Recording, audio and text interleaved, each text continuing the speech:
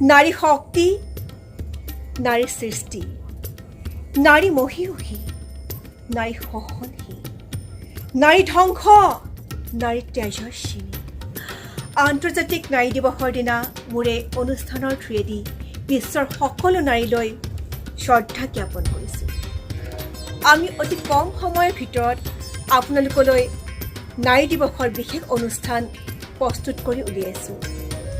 ধন্যবাদ মোৰ ভগ্নী সখীসকললৈ, যিসকলে ব্যস্ততাৰ মাজত মোলৈ ভিডিঅ'সমূহ প্ৰেৰণ কৰিলে। অনুষ্ঠানৰ আৰম্ভণিতে মোৰ সন্মানীয় দাদাবোৰ শুভেচ্ছাবাণী আছে আপোনালোকৰ বাবে মোৰ সখী ভগ্নীসকলে প্ৰস্তুত কৰা অনুষ্ঠান, আৰু আছে দুগৰাকী আমন্ত্ৰিত অতিথি।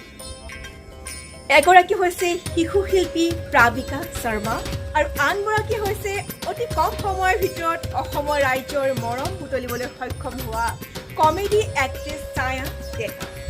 অনুষ্ঠান আৰম্ভ কৰাৰ আগতে মোৰ শাহুৱাই আৰু মোৰ জন্মদাত্ৰী আইক প্ৰণাম জনাই অনুষ্ঠান আৰম্ভ কৰিম। গুড মৰ্ণিং, মোৰ নাম মন্তি বৰুৱা। মই লোভাৰ চেনেলৰ জৰিয়তে আন্তৰ্জাতিক নাৰী দিৱস উপলক্ষে সকলোকে আন্তৰিক শুভেচ্ছা জ্ঞাপন কৰিলোঁ। ধন্যবাদ। নমস্কাৰ, মোৰ নাম মানৱজ্যোতি দাস। আন্তৰ্জাতিক নাৰী দিৱসৰ উপলক্ষে লোভাৰ এই চেনেলৰ জৰিয়তে মই সকলোকে শুভেচ্ছা জনাইছোঁ। আশা ৰাখিছোঁ এই নাৰী দিৱসৰ তাৎপৰ্য সকলোৱে বুজি পায় আৰু অনাগত দিনবোৰত নাৰী পুৰুষৰ যি সম অধিকাৰ, সেই সম অধিকাৰৰ জৰিয়তে আমি বিকাশৰ এই যাত্ৰাত আগুৱাই যাব পাৰোঁ। ধন্যবাদ। নমস্কাৰ, মই আমৰিনা। নাৰী হওক পুৰুষ হওক, মানুহ হোৱাৰ স্বাভিমান সজীৱ হৈ থাকিলে জীৱন সাৰ্থক হয়। এটি বিশেষ দিন নহয়, প্ৰতিদিনে উৎসৱসম দিৱস হয়।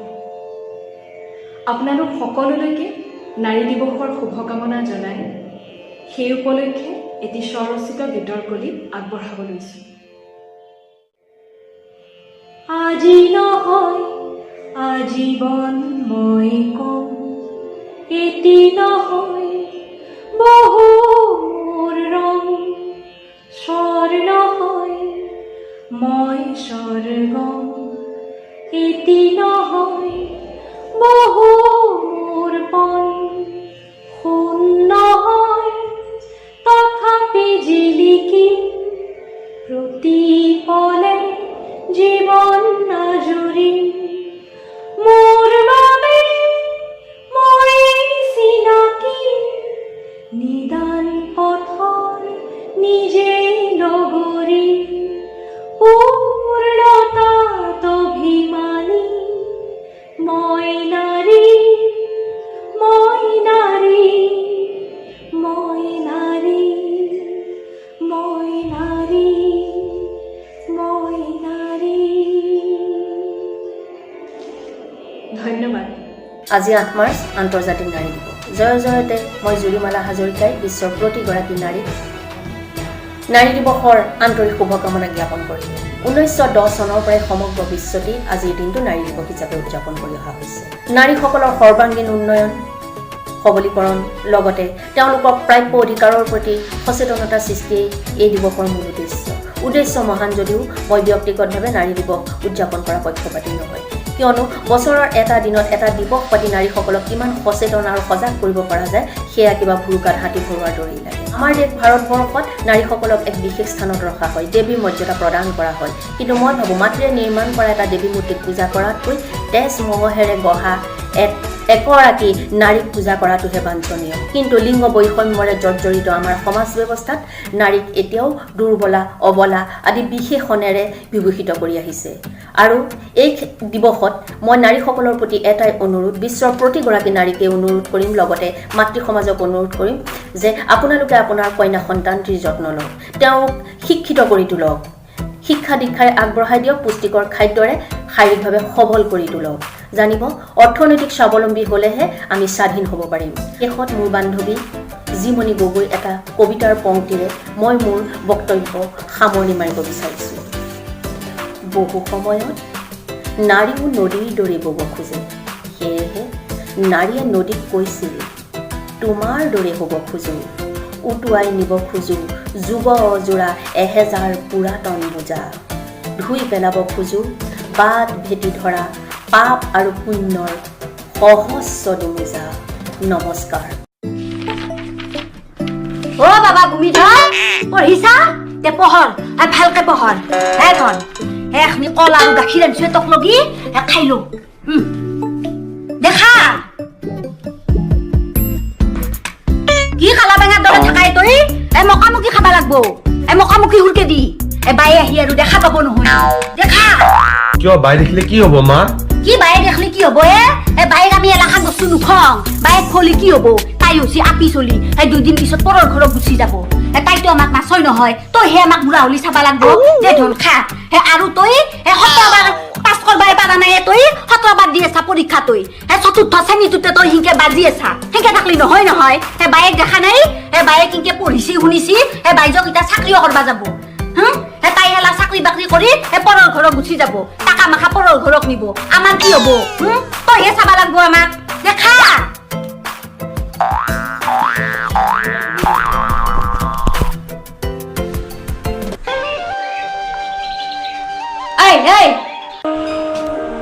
তোক মই নাইকল খিনি কুটপা কৈছিলো না হা তই আজিও আৰু কলেজত যাবা ওলি তোক মই হাত দিছিলো না নাই পঢ়িবা শুনবা নাংগে আৰু তই আপি চলি ইনকে পঢ়িবা শুনবা নালগে ইমান বাইজত আপি চলিৰ আকৌ কাম নাই আপি চলি হলি ঘৰ খুন্দা হবা লাগে এনায়তক দুদিন পাছত বিয়া দিলি তই এনায়ত তাতে যাই 7 বাছন মাজি থাকবা লাগবো কলেজত যাবা আইছি পঢ়িবা আইছি নাংগে আমাক চাকৰি কৰি তই টাকা আনি দিবা ঘৰতে থাক ঘৰৰে কাম বন শিক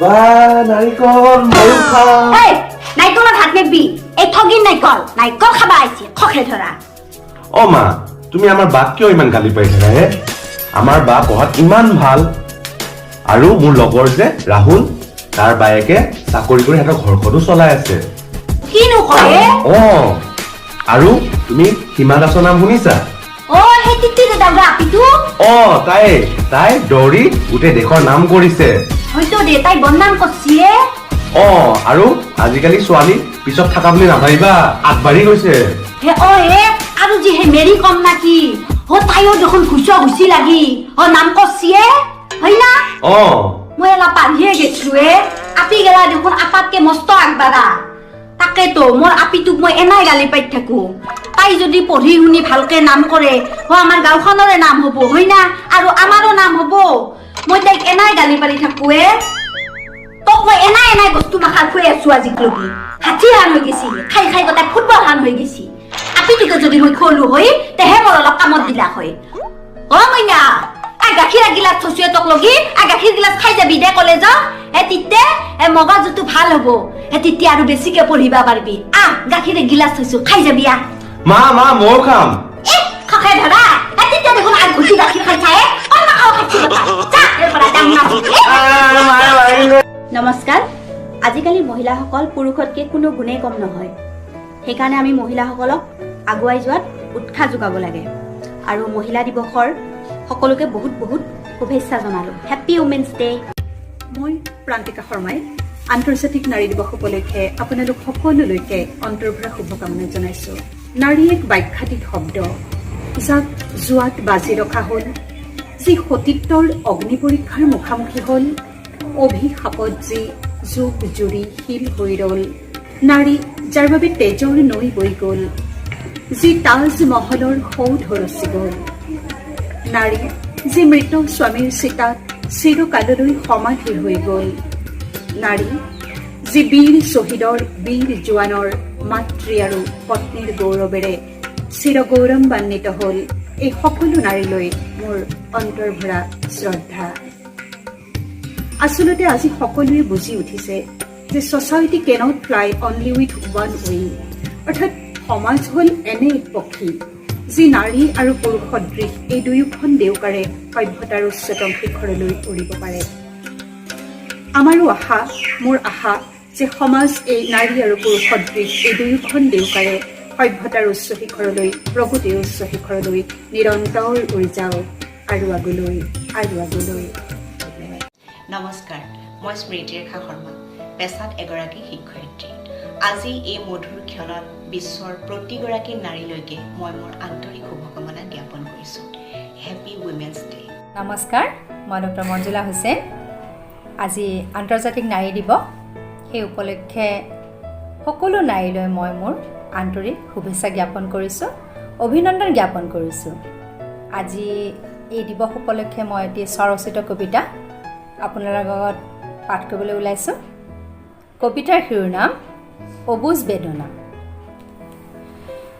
গুণাৰ বুটা বচা কাপোৰ সাজ পিন্ধি ৰভাতলি শুৱনি কৰিলোঁ, আন এঘৰৰ লখিমী হ'বলৈ মাৰ ঘৰ মই এৰিলোঁ।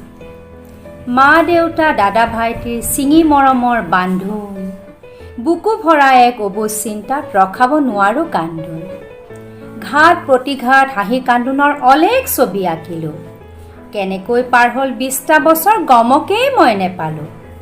কাৰোবাৰ মা, কাৰোবাৰ বৌ, কাৰোবাৰ মই বোৱাৰী, আবদাৰবোৰ পূৰ কৰি কৰি কেতিয়াবা পৰোঁ ভাগৰি। কেতিয়াবা আকৌ নিজম নিশা বহি নিজৰ কথাকে ভাবোঁ, আছিলোঁ কি মই কি হৈ পৰিলোঁ নীৰৱে চকু পানী টুকু।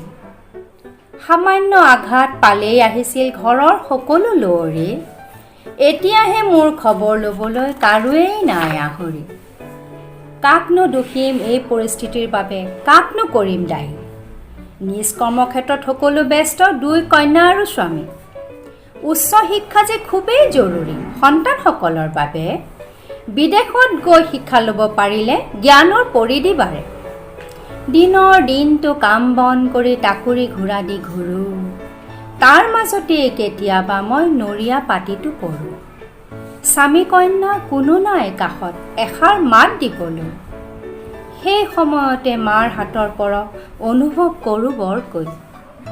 যদিও হ'লোঁ মই 50ৰ ঊৰ্ধৰ মাৰ নয়নৰ মণি, নিগৰি নিগৰি বয় চকু পানী, মাত এষাৰ মাৰ বিচাৰি। আজি এই কবিতাটি মোৰ মা প্ৰমুখ্যে সকলো নাৰীলৈ উৎসৰ্গিত। ধন্যবাদ। ভালে আছেনে? আজি যে নাৰী দিৱস, মই মানে বৰ বিজি। মই যে সমাজৰ কাম কৰা মানুহ, মোৰ কেইবাখনো মিটিং। সকলোৱে খালি মুখে সম্বৰ্ধনা জনায়। মই বোলো এই সম্বৰ্ধনা সম্বৰ্ধনানো কি, কিন্তু তাতে গামোচা জাপি সেইবোৰ দিয়েছে, মোৰ ভালো লাগে।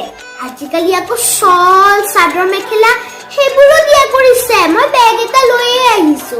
আৰু আমাৰ কাষৰ যে এই বৰুৱানী, তেওঁতো একো নাজানে, অকল দিনৰ দিনটো ল'ৰা ছোৱালী গিৰিয়েক আৰু শহুৰ শাহুৰৰ লগতেই লাগি থাকে। নাৰী দিৱস মানে কি গমেই নাপায়, কি কম আৰু।